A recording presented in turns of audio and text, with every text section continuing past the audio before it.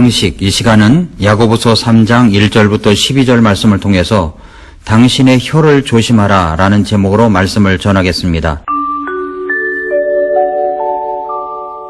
야고보서 전체는 우리의 성숙한 모습을 그리면서 전하는 하나님의 말씀입니다. 1장은 성숙한 그리스도인은 시련과 유혹에서 시험에서 승리할 수 있는 사람이라고 말씀합니다. 2장, 성숙한 그리스도인은 말로만 떠들어대는 사람이 아니라 행함이 있는 사람이라고 말씀합니다. 3장, 성숙한 그리스도인은 말과 생각의 승리를 하는 사람이다 라고 말씀하고 있습니다. 이제 3장에서는 진리를 실천하는 과정에서 특별히 두 가지 측면에 관심을 가지고 있습니다. 그것은 말과 생각입니다. 언어 생활과 사고하는 생활입니다. 왜냐하면 우리의 말하는 것 그리고 생각하는 것이 우리의 수준을 이야기하고 있고 우리의 성숙을 알 수 있는 척도이기 때문입니다. 행함이 있는 사람과 없는 사람의 차이점이 무엇입니까? 행함이 없는 사람은 말이 많고 생각이 불순합니다. 그래서 2장은 행함이 없는 믿음은 죽은 믿음이라고 했습니다. 행함이 없는 사람은 말이 많습니다. 생각도 불순합니다. 야고보서는 전체 주제가 그리스도인의 성숙에 대하여 말하고 있습니다. 그런데 그리스도인의 성숙의 정도는 무엇으로 알 수 있습니까? 그가 혀를 어떻게 쓰느냐로 알 수 있습니다. 혀에 달려 있다는 것입니다. 그리고 생각에 달려 있습니다. 생각하는 것은 말로 나오기 마련입니다. 그러니까 행함이 없으면 말이 많아집니다.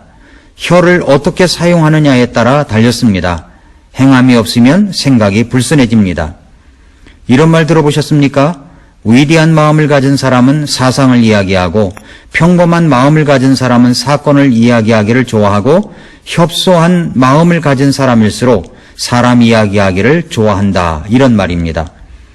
여러분의 이야기거리는 주로 어떤 주제로 이야기를 하고 있습니까? 우리가 사람들을 만나면 무슨 이야기를 나눕니까? 어떤 사건입니까? 어떤 사람입니까?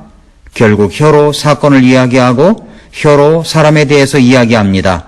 사람에 대해서 이야기를 할 때 누구의 이야기를 많이 합니까?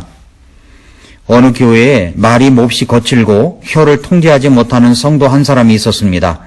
어느 날 그가 목사님을 찾아왔습니다. 그리고 이렇게 고백했습니다. 목사님, 제가 이제는 정말로 제 혀를 주님의 제단에 바치겠습니다. 그런데 이 성도님은 이런 말을 여러 번 한 적이 있었습니다. 그 말을 들은 목사님은 고민을 하며 이런 대답을 했다고 합니다. 성도님, 성도님의 혀를 받아들일 만큼 그렇게 큰 제단이 없습니다. 실제로 혀처럼 통제하기 어려운 것이 없습니다. 야고보서는 그래서 혀에 관한 암시적인 기록들이 얼마나 많은지 모릅니다. 우리는 말과 생각을 우리 하나님께서 다스려 주시도록 해야 합니다. 1장에서부터 야고보서는 혀에 관해서 이야기를 하고 있습니다. 야고보서 1장 19절에서 그러므로 내 사랑하는 형제들아 사람마다 듣기는 빨리 하고 말하기는 더디하며 진노하는 것도 더디하라 라고 했습니다. 야고보서 1장 26절에서 너희 가운데 어떤 사람이 신앙심이 있어 보이되 자기 혀를 제어하지 아니하고 자기 마음을 속이면 이 사람의 신앙 행위는 헛것이니라 라고 말씀했습니다. 야고보서 2장에서도 혀에 대해서 이야기합니다. 야고보서 2장 12절에서 너희는 자유의 법에 의해 심판받을 자들처럼 말하고 행하라 라고 말씀했습니다. 왜 우리는 승리로운 생활을 위해서 말과 생각을 다스려야 합니까? 첫째로 올바른 지도자로서의 능력 있는 삶을 지향하고 있기 때문입니다. 야고보서 3장 1절을 보면 내 형제들아 너희는 선생된 우리가 더 큰 심판 받을 줄을 알고 많이 선생이 되지 말라라고 했습니다. 유대교의 뜨거운 열망 가운데 하나가 지도자가 되는 것이었습니다. 왜냐하면 유대인들은 유대교 리더들을 제일로 존중합니다. 랍비라는 말 자체가 위대한 사람, 큰 사람이라는 뜻을 담고 있기 때문입니다. 이 유대교도들이 복음을 듣고 구원을 받았을 때 그리스도인이 되자 그들은 유대교도이었을 때 그의 지도자들을 존경하듯 교회의 지도자들을 존경하였습니다. 그러니까 평소의 습관이 그대로 이어지는 것입니다. 그런 존경심은 올바른 것입니다. 그런데 문제가 있었습니다. 그것은 모두 지도자가 되려고 한다는 사실이었습니다. 이러한 문제가 초대교회 안에 많은 갈등과 문제를 야기시켰습니다.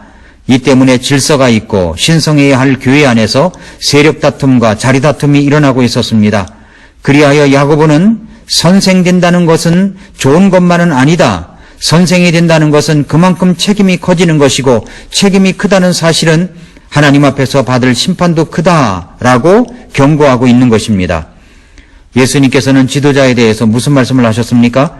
누가복음 20장 45절부터 47절에 보면 그때 온 백성이 듣는 가운데 그분께서 자기 제자들에게 이르시되 긴 예복을 입고 다니기를 원하며 시장에서 인사받는 것과 회당의 가장 높은 자리와 잔치의 으뜸 가는 자리를 좋아하는 서기관들을 조심하라. 그들이 과부들의 집을 삼키고 과시하려고 길게 기도하니 바로 그들이 더 큰 종죄를 받으리라 하시니라 라고 말씀했습니다. 선생이 된다는 것은 특권입니다. 그러나 동시에 책임도 있다는 것을 잊지 말아야 합니다. 위대한 교회는 어떤 교회입니까? 선생이 많은 교회가 아닙니다. 종이 많은 교회입니다. 섬기는 자가 많은 교회입니다.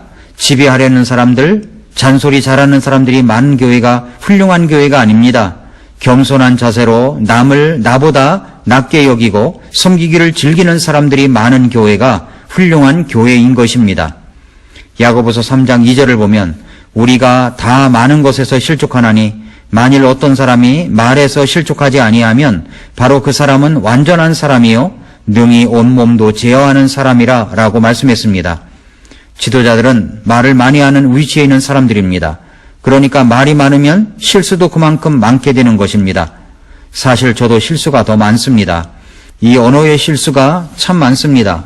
그런데 그것은 지도자만 실수하는 것이 아니라는 것을 우리는 알 수 있습니다. 모든 사람들이 저지르는 실수입니다. 말에서 실족하지 아니하면 바로 그 사람은 완전한 사람이요. 이 말은 말 그대로 완전하다는 말이 아니라 성숙하다는 말입니다. 위대한 사람들은 겉으로만 볼 때 위대한 것처럼 보입니다. 그러나 속을 들여다보면 실수가 참 많습니다. 말은 능히 온 몸도 굴레 씌운다고 했습니다. 이 굴레는 제갈과 함께 우리가 타는 말을 제어하는 것입니다. 우리의 언어의 실수는 제갈이 풀린 말과 같이 되는 것입니다. 야고보서 3장 4절을 보면 또 배를 보라. 그렇게 크고 광풍에 밀려가는 것들을 지극히 작은 키로 사공의 뜻대로 운전하나니 라고 했습니다. 이것은 혀의 역할의 중요성을 말하고 있습니다. 바다의 거대한 배가 키에 의해서 움직입니다. 방향도 달라집니다. 굴레는 말을 제거하며 키는 배를 조종하듯 혀는 우리의 전인적인 행동을 다스리며 지배할 수 있다고 성경은 가르치고 있습니다. 그래서 우리는 혀를 복종시켜 훈련받기를 열망해야 합니다. 시편 141편 3절 4절에서 오 주여 내 입 앞에 파수꾼을 세우시고 내 입술의 문을 지키소서. 내 마음이 악한 일 쪽으로 기울어 불법을 행하는 자들과 함께 사악한 일들을 행하지 말게 하소서. 또 내가 그들의 맛있는 음식을 먹지 말게 하소서라고 말씀하고 있습니다. 사랑하는 성도 여러분, 우리가 구원받고 생활하는 신앙생활 속에서 우리가 좀 더 성숙하고 올바른 리더의 자리에 서 있으려면 먼저 우리는 혀를 조심해야 합니다. 내가 하는 말을 조심해야 합니다. 험담하는 것, 남의 말을 하는 것은 불순자들의 음식입니다. 그들이 맛있다고 하는 불신자들의 음식을 먹지 말도록 해야 합니다. 다시 한번 이 말을 기억하시기 바랍니다.